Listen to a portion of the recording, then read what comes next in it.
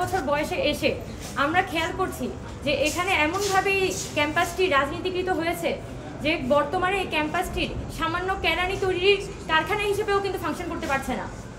সেই জায়গায় আমরা এই ক্যাম্পাসটিকে একটি বেটার একাডেমিক এনভায়রনমেন্ট এখানে তৈরি করতে চাই। সেই জায়গা থেকে একই সাথে আমাদের যেমন এখানকার যে পলিটিক্যাল সিচুয়েশন এবং এখানকার যে ছাত্র সংগঠনগুলোর মধ্যকার যে একটা ঐক্যমত এবং সাধারণ ছাত্রদের সাথে প্রশাসন এবং ছাত্র রাজনৈতিক সংগঠনগুলোর যে একটা বোঝাপড়া সেটা পরিষ্কার হওয়া উচিত, এটা আমি মনে করি।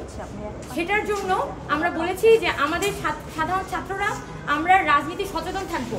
উই আর পলিটিক্যালি কশাস, কিন্তু আমাদের যে ক্যাম্পাসটা হবে সে ক্যাম্পাসটা আসলে একাডেমিয়ার অ্যারাউন্ড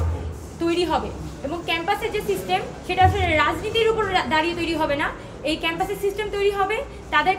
একাডেমিক সিচুয়েশনের উপর। আমরা দেখতে পাচ্ছি যে খুবই কনসার্নিং একটা ইস্যু যে আমাদের অতি গুরুত্বপূর্ণ একটা ঐতিহাসিক ডাকসু নির্বাচন আগামী 9 সেপ্টেম্বর আয়োজিত হতে চলেছে, কিন্তু খুবই দুঃখজনকভাবে আমাদের বেশিরভাগ ডিপার্টমেন্টেরই কিন্তু পরীক্ষা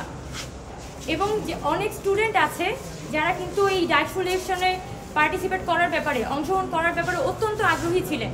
কিন্তু তাদের semester final, year final, PL চলছে, এসব কারণে তাদের মধ্যে আগ্রহটা নানান কারণে কিন্তু মিয়ে গেছে। এখন আমাদের প্রশাসনের কিন্তু এটা একটা দায়িত্ব ছিল কিভাবে পরীক্ষার সাথে তারা এই ডাকসু ইলেকশনটিকে এক ধরনের একটা সামঞ্জস্যের মধ্যে নিয়ে আসতে পারে, কিন্তু আমরা সেই জায়গায় দেখেছি যে ডাকসুকে আমাদের প্রশাসনও এক ধরনের একটা রাজনৈতিক ট্যাগ দিতে চায়। এটাকে ছাত্রদের প্রতিনিধিত্বের একটা ফোরাম না বানিয়ে বরং একটা ছাত্র সংগঠনগুলোর মধ্যে থেকে একটা নেতৃত্ব তৈরির কারখানা হিসেবে ডাকসুকে প্রতিষ্ঠিত করতে চায়। ফলাফল হিসেবে আমরা দেখছি যে এখানে ডাকসু ইলেকশনকে কেন্দ্র করে আমাদের একাডেমিক সিচুয়েশনটা বা আমাদের পরীক্ষার বিষয়ে যেভাবে প্রশাসনের সিদ্ধান্ত নেওয়ার কথা ছিল সেই জায়গায় তাদের এক ধরনের একটা অপারগতা আমাদের চোখে পড়েছে। ফলাফল হিসেবে সাধারণ শিক্ষার্থীরা যারা আরও বেশি স্বতঃস্ফূর্তভাবে এই ইলেকশনের মধ্যে পার্টিসিপেট করতে পারতো, মনোনয়ন ফর্ম করতে পারতো, তাদের মধ্যে অনেকেই কিন্তু তাদের জায়গা থেকে ব্যাক অফ করেছেন এবং তারা মনে করেন যে এই মুহূর্তে এই ডাকসুটা শুধুমাত্র কিছু পলিটিক্যাল পারপাস সার্ভ করবে, যে ঢাকা বিশ্ববিদ্যালয়ের এই ডাকসু ছাত্রদের প্রতিনিধিত্ব নির্বাচনের একটি কারখানা। কিন্তু সেই জায়গায় যদি